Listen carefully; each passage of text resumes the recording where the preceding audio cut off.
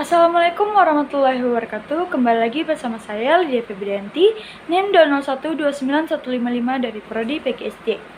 Baiklah, pada video kali ini saya akan membahas mengenai konsep dasar dari supervisi pendidikan yang mencakup pengertian, tujuan, prinsip, fungsi, dan peranan supervisi pendidikan.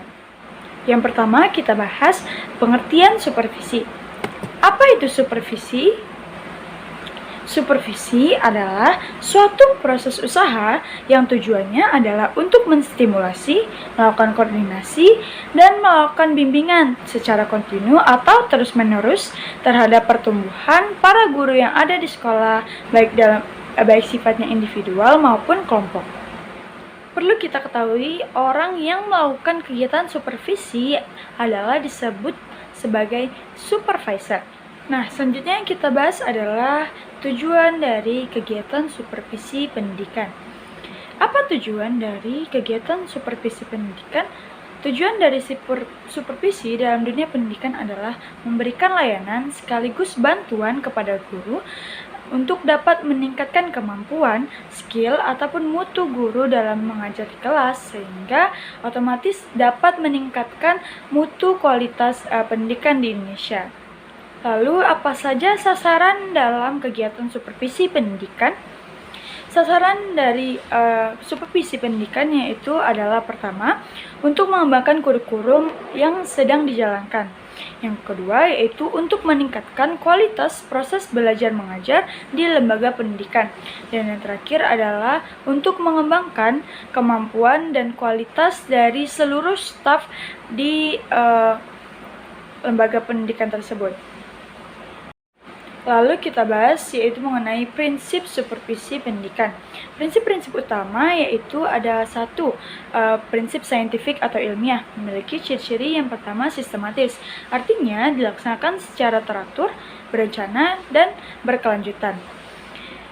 Yang kedua yaitu objektif, artinya data yang didapat berdasarkan hasil observasi nyata. Yang terakhir menggunakan alat atau instrumen yang dapat memberi informasi sebagai umpan balik untuk mengadakan penilaian terhadap proses belajar mengajar. Misalnya untuk memperoleh data diperlukan alat memperoleh data seperti angket, observasi, dan sebagainya. Prinsip yang kedua yaitu prinsip demokratis. Nah, prinsip yang menjunjung tinggi asas musyawarah. Layanan dan bantuan yang diberikan supervisor kepada guru berdasarkan jalinan hubungan kemanusiaan yang akrab dan suasana kehangatan sehingga guru-guru merasa aman untuk mengembangkan tugasnya. Nah, prinsip yang ketiga yaitu prinsip kerjasama.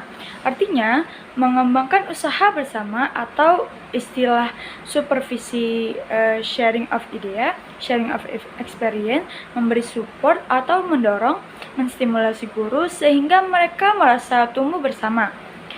Nah, prinsip yang keempat yaitu prinsip konstruktif dan kreatif. Setiap guru akan merasa termotivasi dalam mengembangkan potensi kreativitas kalau supervisi mampu menciptakan suasana kerja yang menyenangkan, bukan melalui cara-cara yang menakutkan.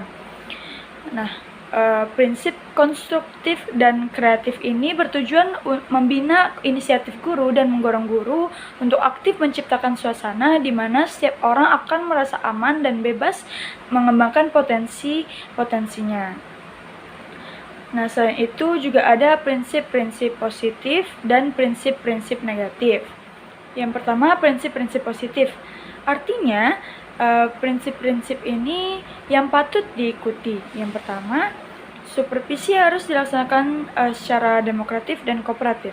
Yang kedua, supervisi harus kreatif dan konstruktif. Yang ketiga, supervisi harus saintifik dan efektif. Yang keempat, supervisi harus dapat memberi persamaan aman kepada guru. Yang kelima, supervisi harus berdasarkan kenyataan. Yang keenam, supervisi harus memberi kesempatan kepada supervisor dan guru-guru untuk mengadakan self-evaluation. Prinsip-prinsip negatif artinya prinsip-prinsip yang dilarang dilakukan oleh supervisor. Nah, apa saja itu? Yang pertama, Seorang supervisor tidak boleh bersikap otoriter. Yang kedua, supervisor tidak boleh mencari kesalahan kepada guru-guru.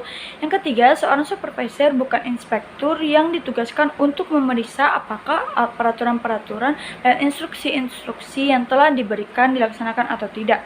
Yang keempat, seorang supervisor tidak boleh menganggap dirinya lebih dari guru-guru karena jabatannya. Yang kelima, supervisor tidak boleh terlalu banyak memperhatikan hal-hal kecil dalam cara-cara guru mengajar. Yang terakhir, seorang supervisor tidak boleh lekas kecewa bila ia mengalami kegagalan. Selanjutnya kita akan bahas fungsi-fungsi supervisi pendidikan. Yang pertama yaitu adalah untuk mengkoordinasi semua urusan sekolah. Yang kedua adalah untuk melengkapi kepemimpinan di sekolah. Yang ketiga, memperluas berbagai pengalaman sekolah. Yang keempat, menstimulasi usaha-usaha kreatif yang ada di sekolah. Yang kelima yaitu adalah untuk memberikan berbagai fasilitas yang dibutuhkan oleh sekolah atau lembaga pendidikan. Yang keenam, untuk melakukan analisis semua situasi belajar mengajar yang ada di lembaga pendidikan sehingga kesalahan-kesalahan yang ada itu dapat diprediksi dan dapat dilakukan perbaikan sehingga dapat meningkatkan mutu dan kualitas pendidikan. Yang keenam, untuk memberikan pengetahuan dan keterampilan kepada lembaga pendidikan. Dan yang terakhir adalah untuk memberikan wawasan yang luas dan mengintegrasi antar satu sama lain. Dan bahasan kita yang terakhir yaitu adalah peranan supervisi pendidikan.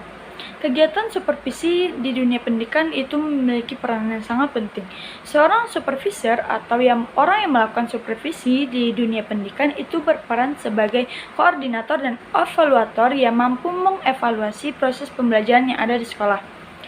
Selain berperan sebagai pengawasan dalam proses belajar mengajar di sekolah, kegiatan supervisi pendidikan itu juga sangat membantu untuk meningkatkan mutu dan profesionalitas para personil sekolah, khususnya yaitu guru dan staf sekolah, sehingga seluruh masalah itu dapat diatasi dan dicari solusinya, sehingga mutu dan kualitas pendidikan itu menjadi lebih baik lagi. Itulah tadi bahasan kita mengenai konsep dasar dari supervisi pendidikan. Mohon maaf atas segala kekurangan dan kesalahan. Sampai bertemu lagi. Assalamualaikum warahmatullahi wabarakatuh.